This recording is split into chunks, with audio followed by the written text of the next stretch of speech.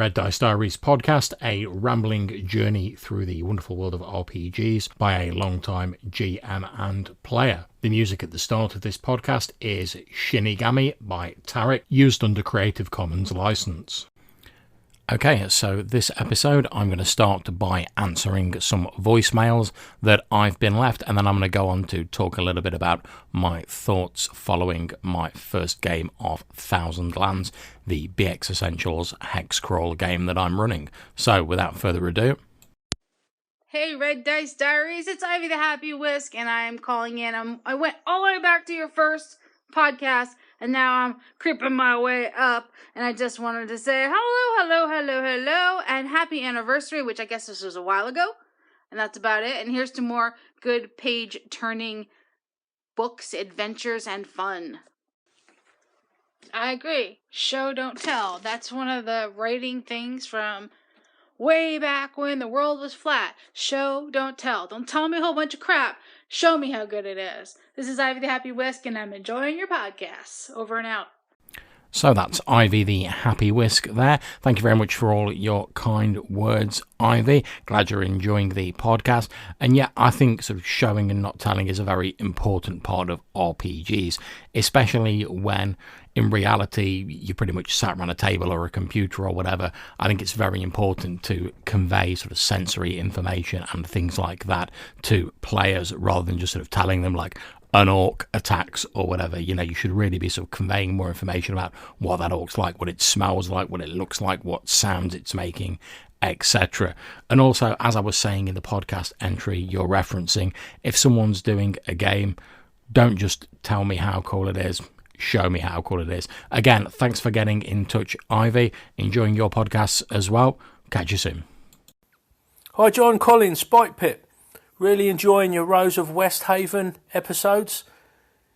If I was going to do an AP type of podcast, I would definitely do what you've done and cut it into segments each session and put those little narrated sections in where you're kind of paraphrasing what went on and kind of moving the story along. I think that's really good. I appreciate that takes a lot of time, and for that, I salute you, sir. Keep up the good work, and I look forward to finding out what happens. That was Colin from the Spike Pit. Check out his podcast if you haven't already. Thanks very much for getting in touch about the Rose of West Haven episodes that I've put on the podcast, Colin.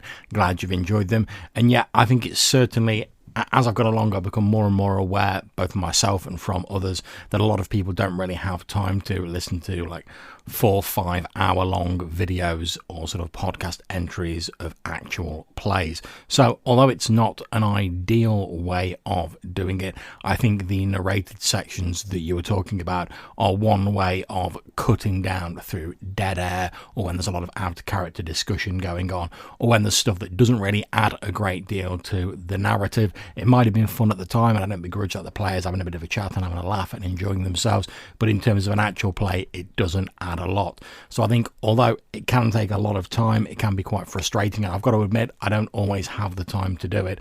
When I can, I think I'm going to stick to that and carry on editing the games down in future. And for anyone who's listening who's not aware, Colin is one of the players in my Thousand Lands hex crawl game that I've just started up and I'll be talking about later, and I'm hoping to do a similar sort of editing job on those and uploading those. So thanks again for getting in touch, Colin. Catch you soon. Hi John, Arthur here. Just giving you a quick call just to wish you a Merry Christmas and a Happy New Year. I know we've got a game on Sunday in Kalmata, but just in case I forget or don't see you for some reason, just all the best over the break, and look forward to listening to more of you next year. Thanks, bye. That's Darren Green, aka Arfed, getting in touch. Thank you very much for the Christmas wishes, Arfed. I know I'm a little late with the response, but as I'm sure you'd know and realise, getting there to the Christmas period, things have been pretty hectic. So I've been struggling to plan all of my games, run all my games, play in all my games, and find time to sneak out the odd podcast. But again, thank you very much for the Christmas wishes. I hope that you and your family and your loved ones also had a great Christmas and New Year. And obviously to everyone else out there, hope you all had a great time during the seasonal celebrations and holidays. And I'm hoping that I can get some more episodes put out with greater frequency next year. And also maybe get back to doing a little bit on my YouTube channel, which has been a little bit neglected due to lack of free time recently. So thanks again, Arthur, and hope to speak to you soon, and maybe even venture into the wildernesses of Kalamata with your stalwart character again. So, I ran my first 1,000 lands game last night. Now, for those of you who aren't aware, sometime last year, I decided that I wanted to have a go at running a hex crawl style of game. This was sort of inspired partly by the Kalamata game of Jason Hobbs that I've been playing in and very much enjoying. Also by my desire to try out the BX Essentials rules by Necrotic Gnome that I love the look of and that I've bought copies of all the core books for. So, because obviously things were getting quite busy coming up to Christmas, New Year, etc., I knew I wasn't going to have time to do it last year, so I scheduled the first session for yesterday. We're planning to run it sort of bi-weekly on Fridays, and I gathered together a group of people who were interested in playing. Some people I've gamed with a lot before, some people I've not gamed with very much, a nice mixture there, but as ever with a new group, you know, we're going to be finding our feet for a little bit, finding out what our own particular tastes are and how everyone gels together. So I was pretty much expecting that. I put together a game background which is inspired by another campaign I wrote ages ago, which is a very rough background where a world was created by dragon spirits, and then the first great empires, the serpent men in the Robert E. Howard sort of snake men sort of prehistory styly arose, ziggurats, grey-green stone, the lot, and they were eventually cast down when their slaves in the other races rose in rebellion. Following that, some of the people had preserved some of the Serpent Men's secrets, and the Kingdom of Atlantis arose. It's a classic, so I think why not use it? Obviously, as the legend goes, they attempted to reach far too great heights, and in their hubris, their island was cast down below the waves.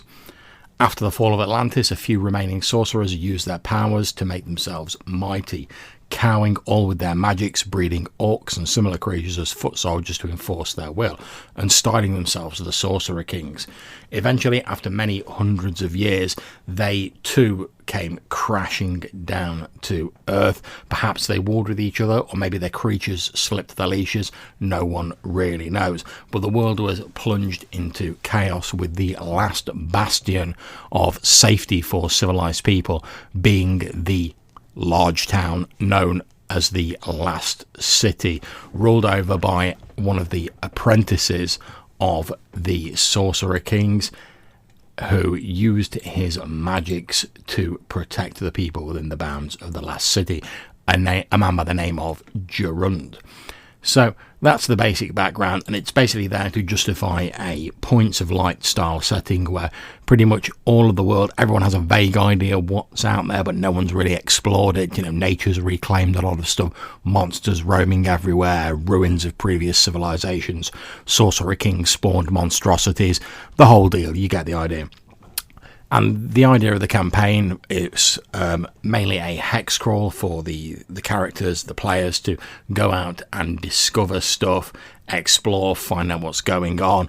Also, every sort of session is going to end with them returning to the city when they'll get a chance to make contacts there, invest in their community, carouse, and have various other things happen. So as the game goes on, in addition to the sort of standard hex crawling, they'll also have like little personal plots that can be followed up, and will give a nice bit of a change of pace and a bit of contrast to that.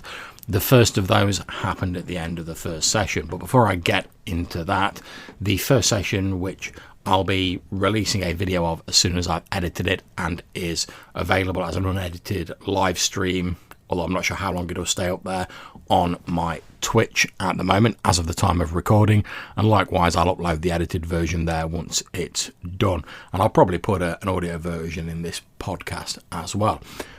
So the first session saw our brave heroes, Silas Pessel, played by Colin, a brash youth who was a street urchin and has grown up to be something of a warrior. Will Ava, the magic user, played by Rob, who is snooty and has a bit of a sort of idea that he's better than everyone else, but because of that no one really wants to teach him, so he's planning to range out into the wilds to find arcane remnants of the past to advance his knowledge. We have Jason playing Copper, who is a thief who's just finished serving a sentence for a crime that he and his older brother got into that went badly wrong, and his older brother stitched him up so that he ended up being caught and the older brother Maynard escaped. Copper now plans to venture out into the wilds, putting his larcenous talents to a more lofty pursuit.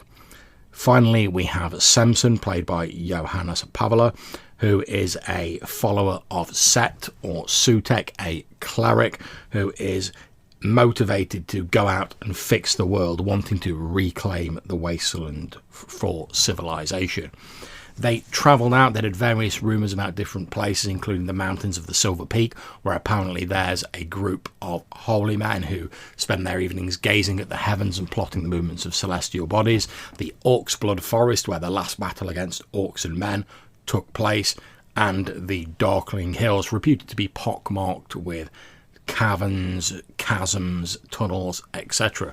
So they explored the Darkling Hills, eventually coming across a fur trapper, and after a bit of a misunderstanding where he thought they were monsters, they discovered that he'd killed some form of large, almost prehistoric looking wolf, and he offered to share the meat with them, explaining that he'd also taken the pelt off it since they could be traded for 10 gold pieces per pelt in the last city. Whilst they were all enjoying a meal, Copper noticed 3 other of these wolves creeping in from the undergrowth, being quite stealthy and having almost an air of intelligence about their tactics. They leapt on the group, who struggled to repel them. At least 3 of the peasants that Samson had hired were taken to the ground and killed by the wolves, as was Johann the trapper. Eventually they were triumphant, although Samson and Silas were both quite badly injured. Searching the scene afterwards, they discovered some gemstones in a pouch that Johann had, and they took the pelts of the 2 wolves they've killed, one of the 3 having escaped. And they took the pelt that Johann had made, returned to town, sold the pelts, sold the gems, which Copper reckoned would go for about 50 gold pieces each.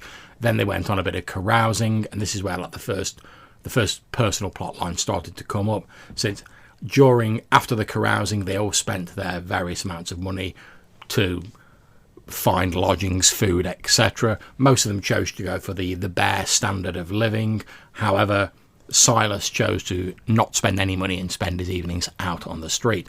Unfortunately, he was apprehended by a group of thieves who knocked him nearly unconscious and stole all of his possessions save his armour.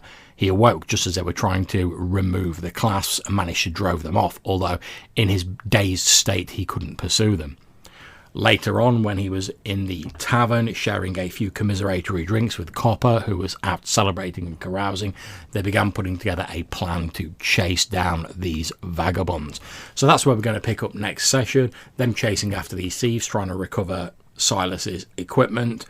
Also, Willava, Copper and Samson have made a number of contacts in their free time that will be fleshing out. Looking forward to seeing how that goes, and we can start building on some personal plots. If we get time, of course, they can go out or if they choose to, they can go out and do some wilderness exploration as well, and we're just going to see how that goes.